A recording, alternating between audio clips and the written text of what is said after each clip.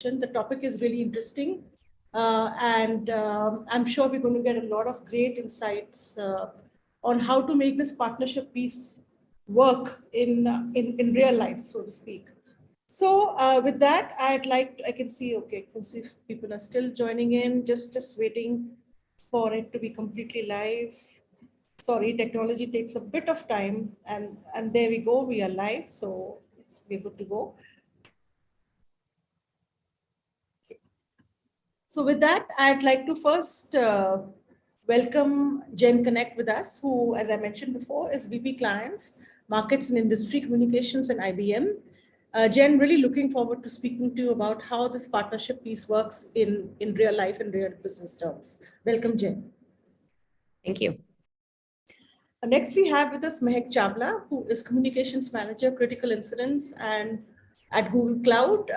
Welcome, Mehek. I know that you had a very busy schedule, and thank you so much for taking the time out, balancing personal priorities and professional work. Thank you. Thank you, Parul, for having me. As you said, my schedule these days is dictated by a 6-month-old, but I'm glad I'm able to do this. Thanks for having me. Great. Next, we have with us Sunita Venugopal, an extremely senior corporate communication person, someone I always enjoy talking to. She's also Senior Director, Corporate Affairs and CSR at Walmart Global Tech India. Looking forward to speaking with you, Sunita. Welcome. Likewise, Parul. Thank you so much, IBM, for getting all of us together to have this conversation.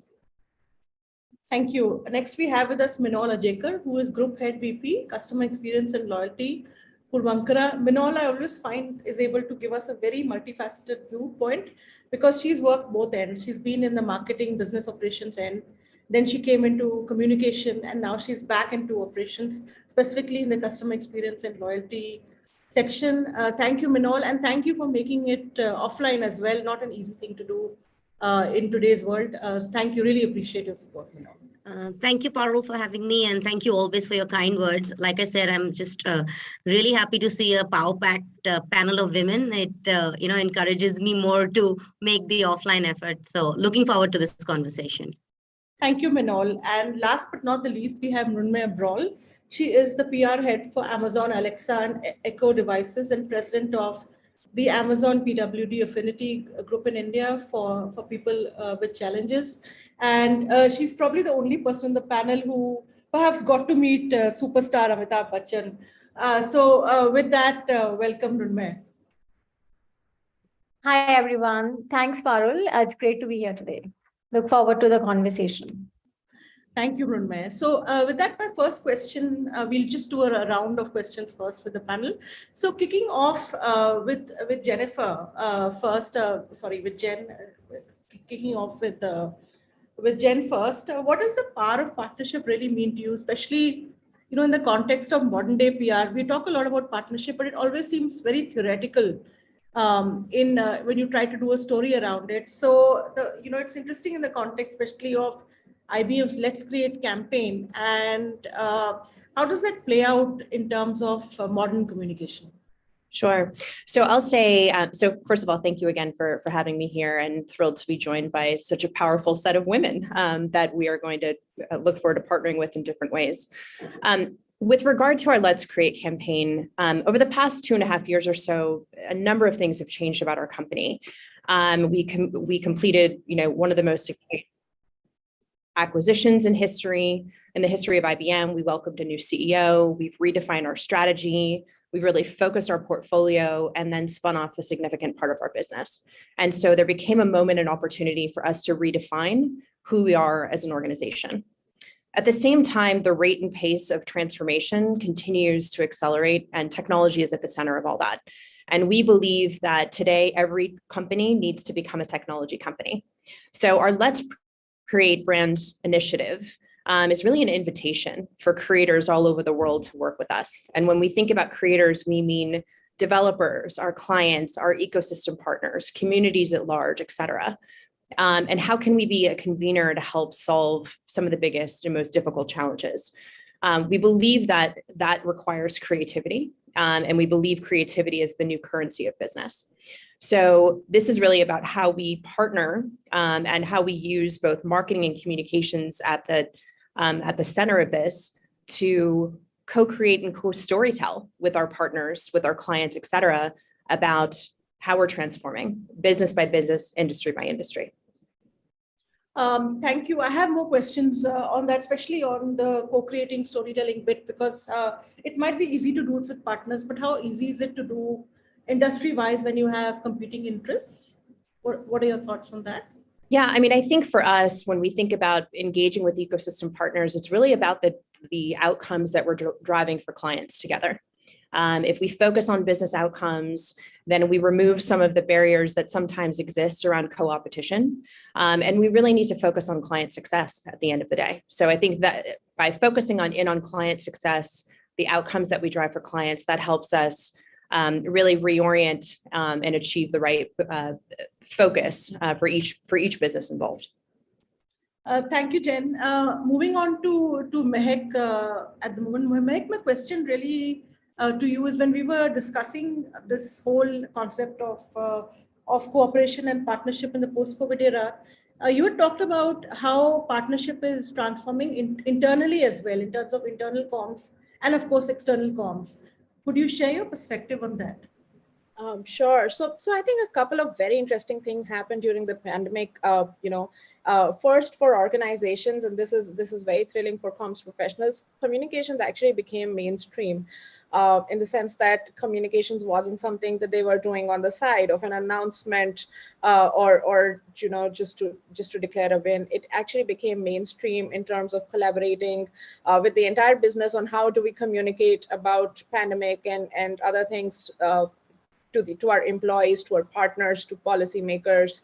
And in that way, I think the entire ecosystem in terms of internal collaboration really came together with respect to comms.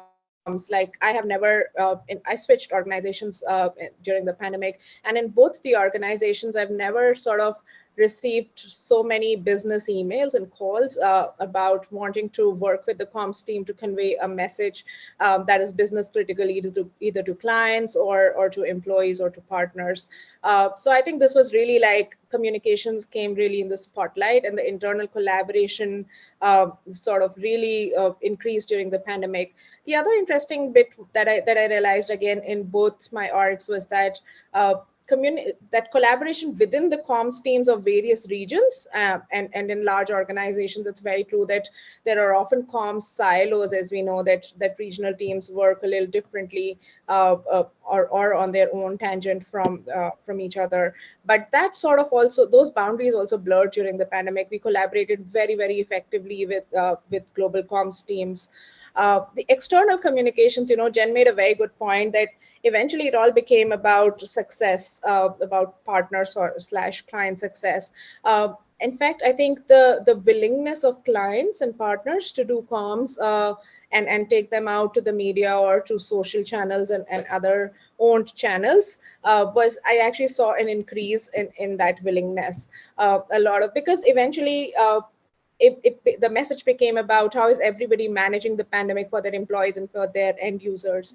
And that sort of increased collaboration within brands as such. So great time, honestly, for collaboration and partnerships.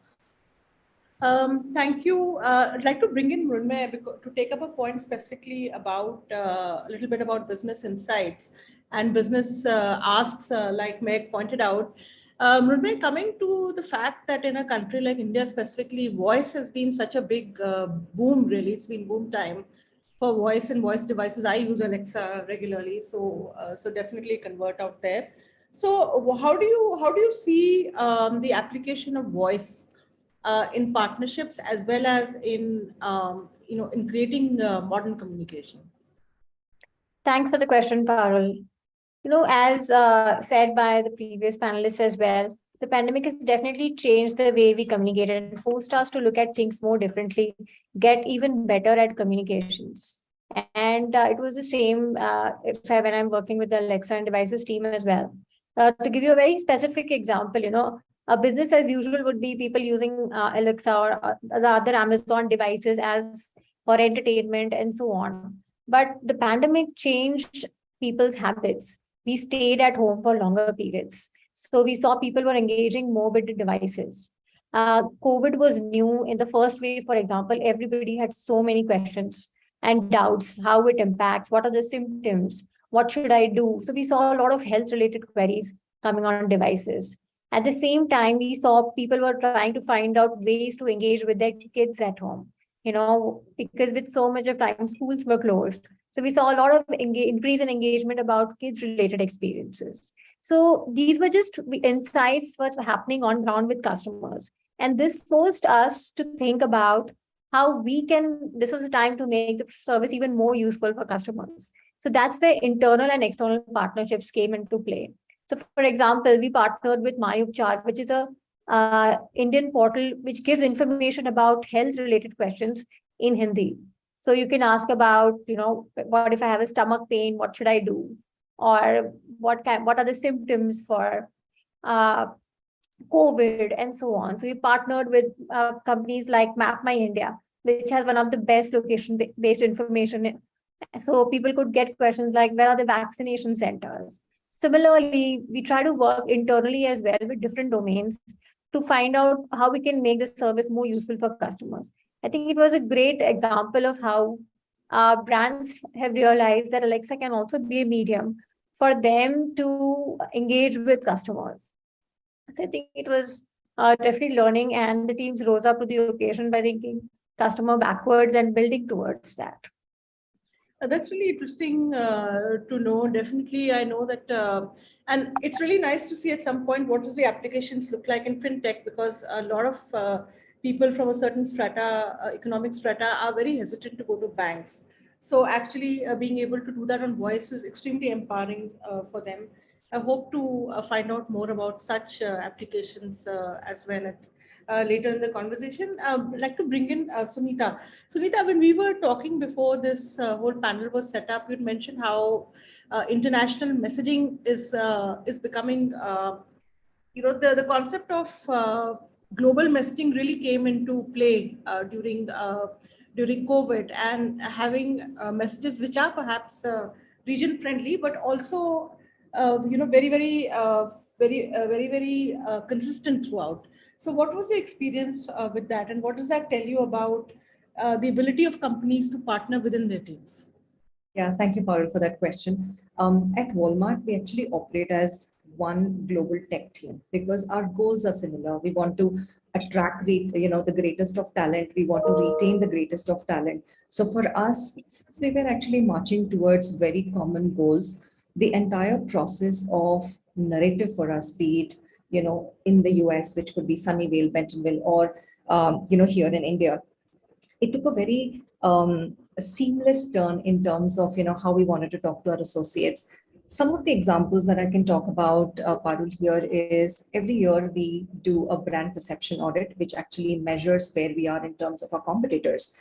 And this year, just during the pandemic, we did the exercise together to understand, hey, what's working well for us globally as a message narrative and what is working well for us here in India. And we are actually working together to kind of make sure that the recommendations, the way forward is actually looked at it very much from a global lens.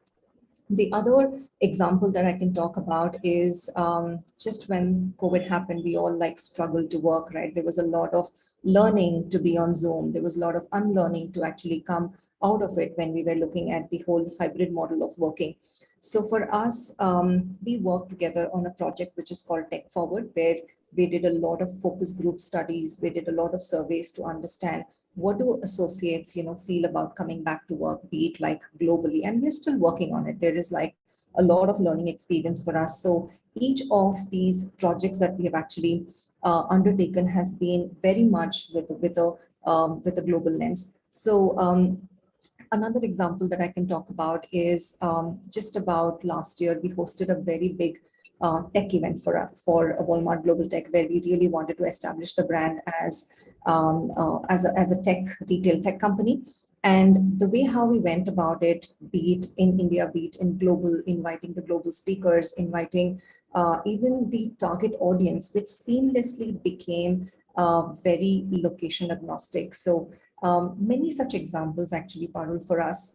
But what's important is that how teams are actually working together to hone each other's skills and competencies to march towards a common goal, wherever be the location. I think that was one of our biggest learning. Thank you, Sunita. I'd like to take the conversation over to Minol now. Minol, given the specific mandate that you have regarding customer and loyalty, and with real estate, which is always challenging in terms of in India at least, it's always a challenging thing to win the trust of customers for real estate. So, how much does this whole partnership piece resonate with you? Because given the fact that customers are now increasingly saying that show us your social conscience, they want to see that the product should be good, and that's a given. But what about your heart? Where is that at? Given these in mind, what is your perspective, Manoj? A great question. And, you hit the nail on the head when you said that it is a difficult product. While everyone buys a home, there's a wide choice of homes. And historically, maybe all the information about real estate was not accessible to people. But it's in the last 7 years, everything has changed. And that's where the utilization of tech really comes into the picture. And while I might not strictly be doing comms right now, people will forget what we say, people will forget what we read, but people will never forget how we make them feel. So, and that's where communication plays such a big role, even in driving customer experience, not just for real estate or for any product. The use of tech has been, I think, a pivotal point for real estate, especially during the pandemic, Parul, because a home is such a touch and feel product, right? It's not something that one can buy online or exchange if it doesn't fit. It's something that you visit 6 or 7 times before you actually make your decision. It's one of the largest financial decisions that one makes in their life. It's buying a home. But what we saw that actually customers were ready when the pandemic hit, and even work from home took on such a large role in India, which was not probably a country where work from home played a very large part. They took to tech very easily. And I think that's where human beings are so adaptable. We adapted, right? People started buying their homes online. And it also gives us, as a brand, Purvanchal, it gives us a choice to, and also empowers us to use tech in a positive manner, right? That's because here is an opportunity for the brand to build a direct relationship with the client. That here I am, this is my social media, these are my channels, this is what I do. And one thing is obviously trying to build loyalty through purpose, right? That's the whole game. That while there is so much choice for the customer out there, I can only build loyalty if I'm differentiating myself. And I'm 2-3 very quick examples is one of our sustainability drives is water conservation. Purvanchal does it on a very large perspective. And we were able to make little short videos of how we're doing it and put it up on our social media. The engagement levels from existing customers, or even probably customers who are trying to choose between us and 2 or 3 other brands, it makes a difference. So if we are able to establish the ambition of the brand and what actions we are taking and our accountability, I think those kind of things using tech makes it very easy or makes it easier for a brand to gain loyalty. That's the way I see it. Thank you. It's always fascinating to me how you approach real estate. It's really, really modernizing how people perceive real estate. They're using a lot of tech. So thank you for sharing your views on that. Jen, I'd like to take the conversation back to you now with specific perspectives about IBM. IBM has gone through a transformation with the recent spin-off. So how has communication evolved really after that development in the life of the company? Sure. So I think after the spinoff of Kyndryl, a big portion of our business, we shifted as a business in terms of our makeup. We were previously a 70% services business, 30% software. We've now flipped that entirely. So first and foremost, the role of our teams was to bring clarity to what it is that we deliver and what it is that we stand for. So we had a pretty significant shift of the work that we did organizationally from business unit focused to campaign focused. And that meant that we broke down a lot of the silos that existed previously, and a lot of the potentially conflicting storytelling, and allowed us to get much more focused on the areas that are critically important to us.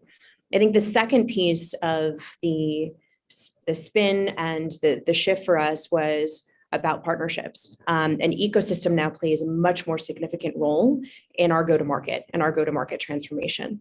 And so thinking about how we both engage more deeply with partners. Some of our strategic partners are represented on the panel today, but also activate more intentionally some of our smaller partners. And by doing so, also provide them some education and enablement about what great effective communications looks like. Those have been two kind of primary areas of focus for us. Flowing from that, Jen, what do you feel that given the PR community as a whole globally across industries, what areas do you think that they can really cooperate in? Policy, of course, is one area. Traditionally, even competitors do cooperate on policy. And what are the other issues or situations do you see? One of the feedback I got while we were planning the topic is that the younger tech companies are better at cooperating even among competitors, and the tech royalties, so to speak, are perhaps still making up their mind about that. What are your views? Yeah, I think certainly there's something that we can always learn from newer organizations who recognize the power of partnership, in terms of how they've been created as a business. So I think there's a lot to learn there. I also think that coming together helps us think about and solve some of the bigger issues that are affecting us. So as I've been speaking with clients and partners over the past few days and week or so, a lot has kind of come to the fore that we collectively are trying to solve problems around, about return to the workplace, for example. I think we're seeing different challenges market to market about people's desire to be back in offices. And I think that we really do need to, there's no secret answer. There's no hidden answer somewhere. I think coming together to understand and solve those challenges like sustainability, et cetera, are ripe opportunities for us to co-create and sell and figure out together. So how do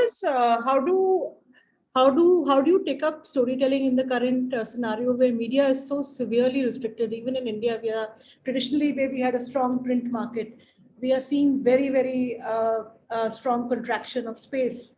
So given that, do you think that partnership-led stories have a better sell, so to speak, for the media as well, and there's scope in that?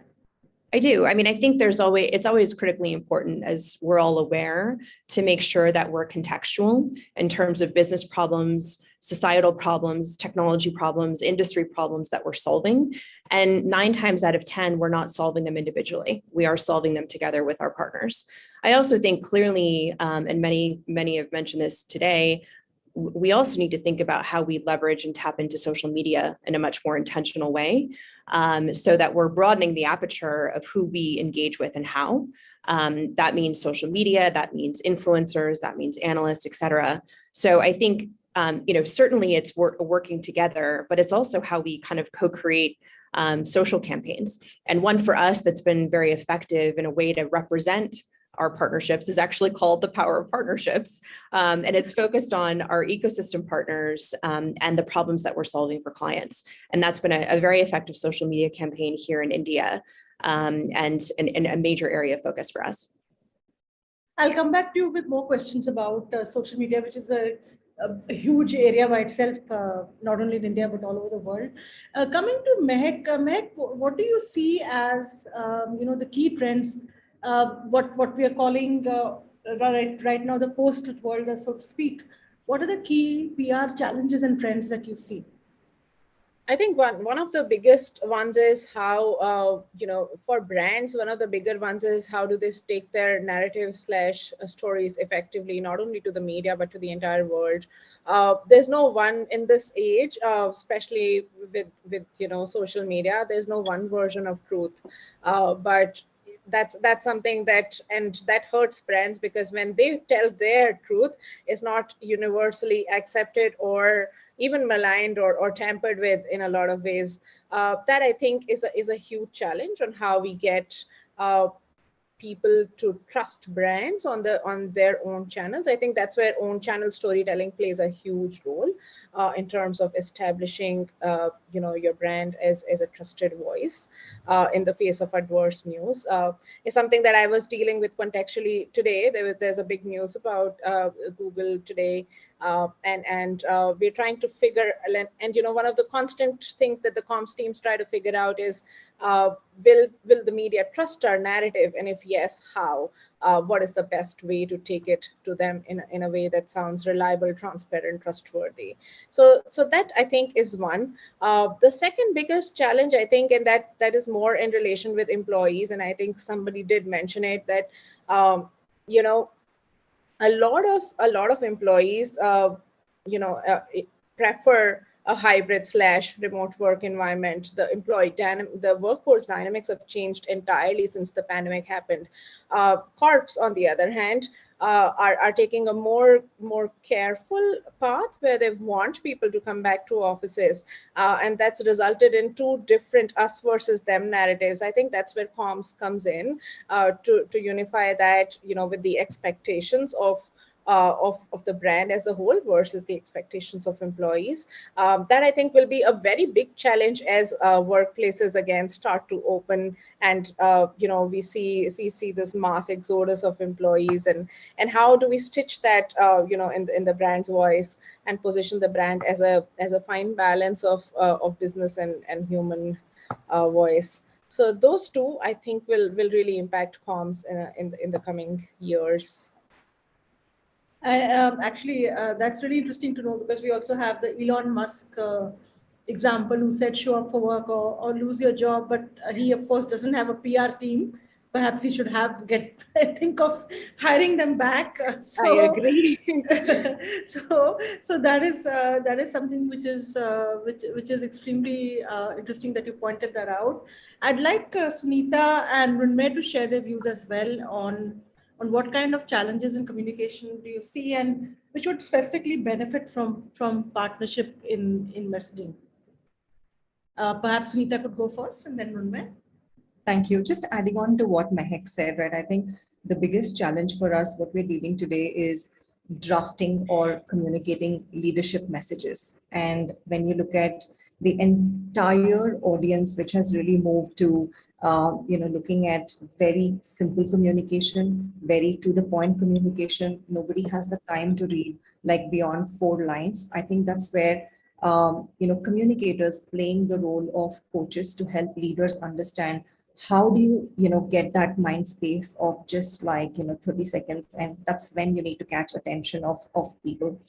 I think the other trend that I'm actually struggling with is the whole change of LinkedIn, because I think LinkedIn is a very, very important platform for us. We are here in India only to attract and retain talent. So our storytelling, our narrative is very important, and only from a LinkedIn platform. I'm just sharing this example is there was professional communication to now it's gone very, very personal. And what's trending is sometimes you don't even anticipate like, hey, this is going to trend versus, really giving advice, which is more social media metric based to your organization or to your leaders. I think these are the two things which I feel for us, as communicators, is to be very agile, to be really seeing what's happening in the industry and adapting, talking to each other and figuring out, hey, what worked for you, what's not working for you, what can I learn from, your experience, I think is very important today. I don't think I communicated the way how I'm communicating today before COVID. I mean, things have really changed. Today, I have to make sure that the well-being of my, team is great. I'm making sure that, the power of partnership is just not business, but it is also at home. I have to make sure that, I'm partnering enough with my kids so that they understand, what are like the norms of working and things like that. Thanks, Sunita. Mrunmay, how do you see the role of partnerships in tech PR, which is so specific? I think like Sunita and Mehak both chimed in, the different types of tools we communicate with customers has changed now. It's not just traditional media. Customers are now getting information about brands, products, services, etc., from a variety of channels. As more and more Indians go online, the importance, like we just don't have one Instagram or one Facebook, right? We have Indian version of TikTok. There are even more hyper local apps for engagement where customers are getting to know more about brands and services. I think the challenges, and so with COVID, with increased adoption of technology, the challenge for communicators is that how we leverage all these different channels. So from just the one traditional way of engaging with media, we're now thinking of own channels, like Meg pointed out. There's nothing like your own blog or your own Amazon social media channels where that can be the source of truth for everything about the brand, and you have to leverage it smartly. It's your page. You can decide what narrative you want to talk, unlike a publication where a journalist or the editor has a say in how they want to communicate about your brand to their readers. Then second is we partner with a lot of third-party influencers. Jen talked about using social media and influencers. That has also become extremely important now. For example, I'm in the space for Amazon devices. For us, it's very important for us to educate customers about what they can do with the devices in order for continued engagement. And there's always so much to learn. You don't want them to just limit them to one or two use cases. So while media is very hardware focused, we work with content creators on different platforms to just create content about how they can use Alexa or devices in their daily life, in their own context. So different people have different lifestyles and different usage of Alexa, but that becomes another effective tool for their followers to get to know what they can do with devices. And finally, about using employees. I think we speak about employees, but they are our biggest evangelists, whether it's company policies, what the brand feels, what the brand stands for. There's no better evangelist for word of mouth than your own employees. So keeping them informed, educated as much as we do media is very essential. I think these are the three things we've tried to imbibe more in our communications program as we go forward. Thank you, Mrunmay. Personally, I'm very fond of the calendar, feature of Alexa where it reads out your appointments. I absolutely love that. It just keeps you very much on grounded. And I have a question for Minal. Then I would like to request Jen and Glenn for specific comments.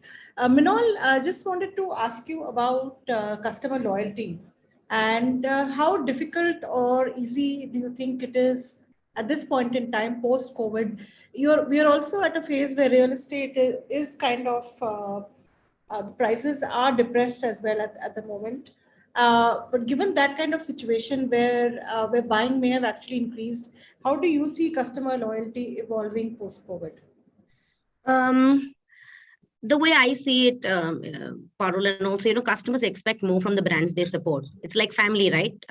With our family and friends, we have higher expectations and we set them to different standards. So I think customers also are holding the brands that they support and they barrack to higher standards.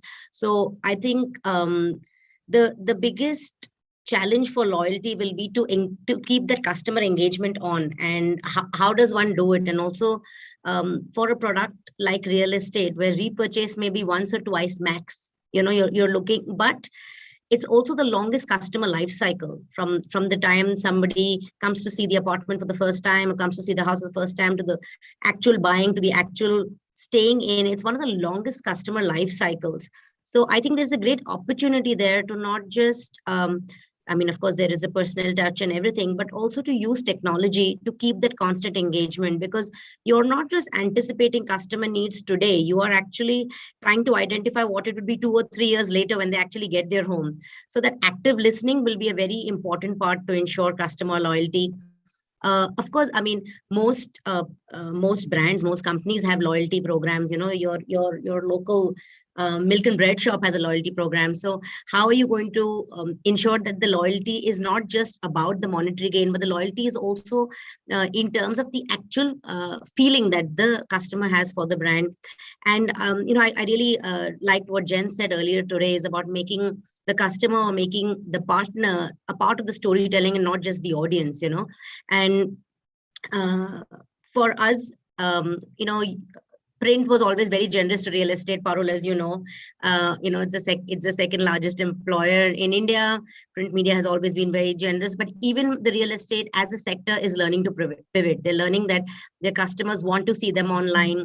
How do you look for a home these days? You're going to get online and you're going to search the name.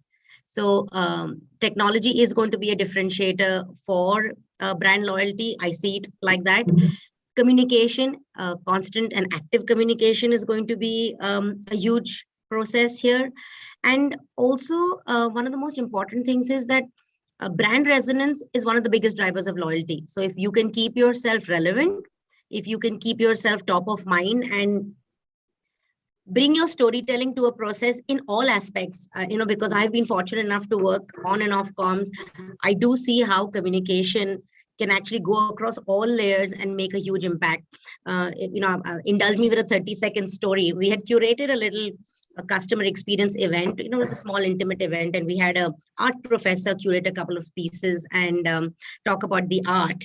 And about an hour after the event was over and people were browsing the pictures, I saw this young man hold his 6-month-old daughter to a painting and talk to her about it. And he was describing the painting to his daughter. Fortunately, we captured that moment and, we shared it with him post the event, and that's it. Now we've made him a part of our story and he's a part of our brand. And that partnership will go a longer way and will drive loyalty. So I'll stop talking now. Thanks for the question, Parul. What a great experience to end the conversation on. I'm going to take final comments from Jen and Glenn. Anybody has questions for the audience? We do have a few minutes. Please put them in the chat box, and I'll also be inviting Aseem to share your views after I speak to Jen and Glenn.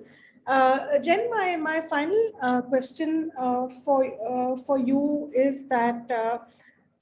Just to conclude the whole partnership conversation, the whole conversation flow that we have been discussing, since you head many markets across the world, what kind of insights do you see? Are there differences between how typically the Western world approaches partnership and how the Asian world approaches partnership?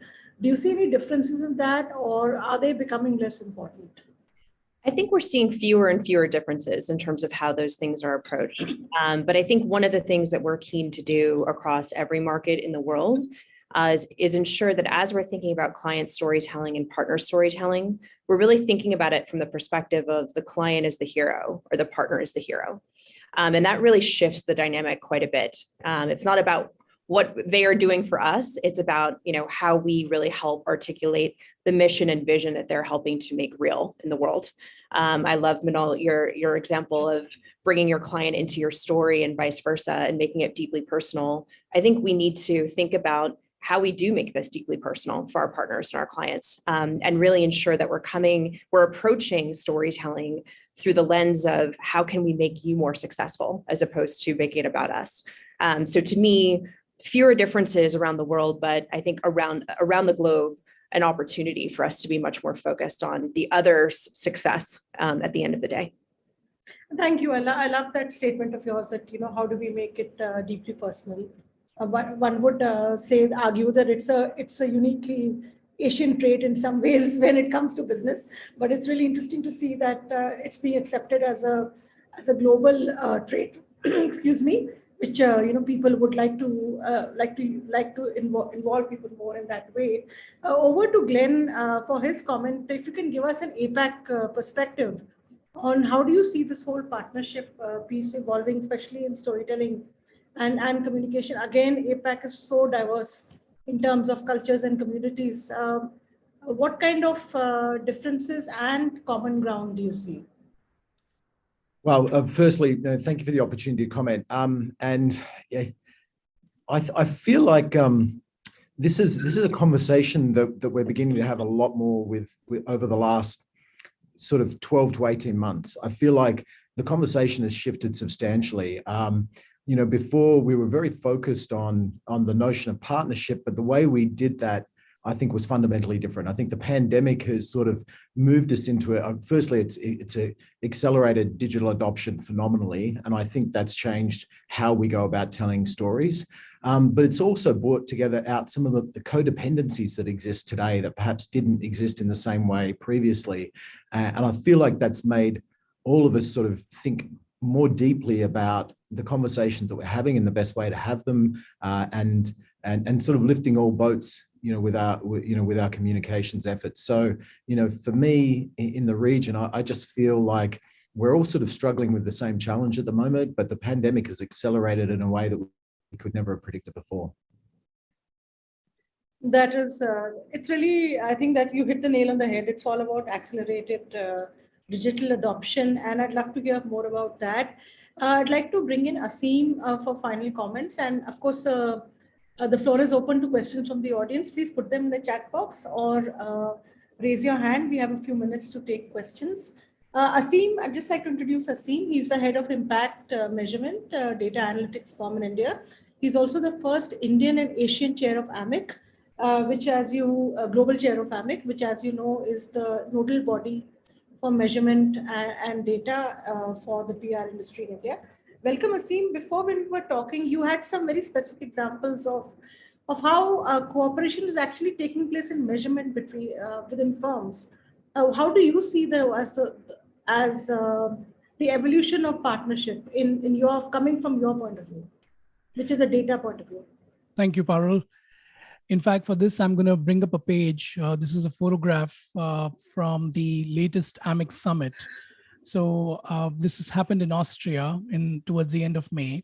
And in this photograph, you can see I got a chance to moderate a panel wherein we talked about a successful measurement case study wherein two measurement firms got together, partnered, not just with each other. They were competitors, but they partnered not just with each other, but also with the client to create an award-winning measurement campaign. And the way they partnered with the client was that the client agreed to pass on a lot of internal data for this program to be successful. And the way they partnered with each other was they realized that there were things that each of the companies brought to the table. There was a lady called Maya Kuleva from a company called Knecht, and Ben from the measurement arm of another PR firm. And they had this wonderful example. And in that panel, I got a chance to ask them what got them together, what challenges they faced. But the overall idea was that because they partnered together, they were able to create an award-winning entry. That's the first example. And the second example is what we have seen in India all along. I'm sure you would have seen these associations wherein companies work together with competitors to take issues to the government or the policymakers. I remember when I started working in the PR space, there used to be an association called All India Syringes and Needles Manufacturers Association. They bring up industry issues and talk to the government. In the automotive space, you've seen SIAM, which is the association for all the automobiles. In the telecom space, you have COAI. They are working together to frame messages. And, I was surprised that some of these associations were born because PR consultants advised the companies that you need to create an association like this and work together so that your messages are delivered to the stakeholders. And in this case, the policymakers. In fact, with these two ideas, I wanted to ask a question to all the panelists. And the question is, in your current role, do you see any opportunity for you to partner with competitors in your communication campaigns? Thank you for that question. Yeah, Archana, can you hold on 1 second, please? Thank you for those questions. Anybody would like to answer that? I can give it a shot. Go ahead, Mehak. Yeah, so I think the opportunity is there. I'll give you a recent example.